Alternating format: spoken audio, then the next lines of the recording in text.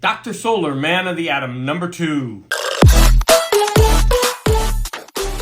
The first story is called The Remote Control Trader. I was confused because when we started this comic, I felt like I was in a Hulk comic. So Dr. Solar is trapped in an experiment gone wrong. People watching the experiment didn't know he was out there but rushed to save him. Dr. Solar's atoms are dispersed, but he struggles to bring them back together and then convert himself into matter in order to survive. When they find him, they ask him if he's all right, and he says he's fine, even though his skin is green. He says no one can ever know his secret, but he has green skin. What's interesting is that Dr. Solar has no heartbeat, but he's still alive. Only radioactivity material keeps him living. Because of his radiation, he can't be around people for more than 2 minutes. Dr. Gail Saunders is out shopping when she is kidnapped. She's taken to a desolate house where she is brainwashed. And she's been given a code that when awakened, she will be a sleeper agent and she will be ready to do their bidding. She is activated. She's in her negligee and she takes a needle with her to go visit Dr. Solar. But Dr. Solar's too busy. He can't see her right now. So she pretends that she's been knocked out. Dr. Solar has to go out, but he has to prepare because he doesn't want to dose her with radiation. So while she's on the couch, she removes her shoes in a very sexy way and then sneaks up on Dr. Solar and smashes him in the head with a paperweight.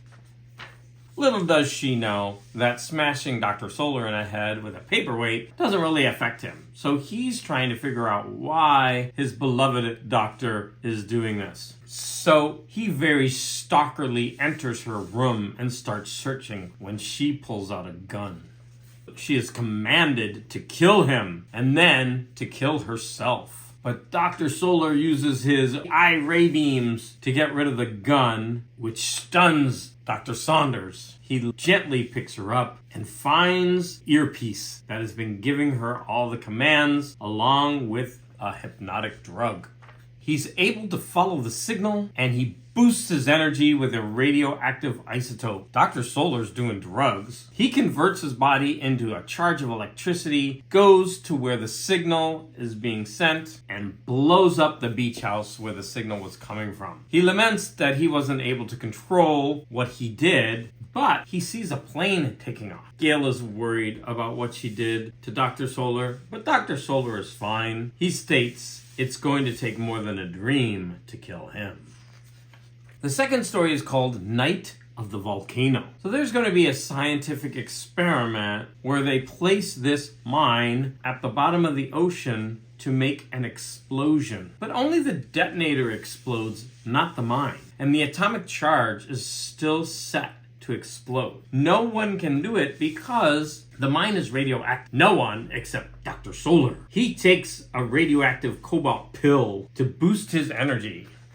More drug use. And then he goes in search of the mine. But while he's at the bottom of the ocean floor, he finds a huge crack. So if that mine were to explode over that crack, it would send shockwaves into the mountains. Now the people in the town hear about this and they're afraid. And so they come in a mob to find out what they can do to stop this from happening. If that mine makes a local volcano erupt, they're all doomed. So of course, Dr. Solar takes another pill. He becomes a flash of blinding light. He enters the volcano. He goes into the lava.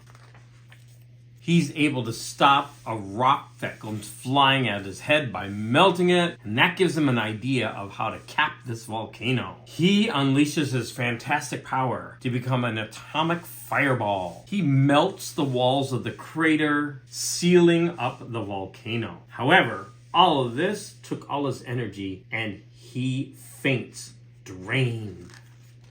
His doctor friend is worried about him, and he thinks it's too late. Where is Dr. Solar? He uses a Geiger counter to track him down. Dr. Solar had also fainted because he didn't have enough of his cobalt pills.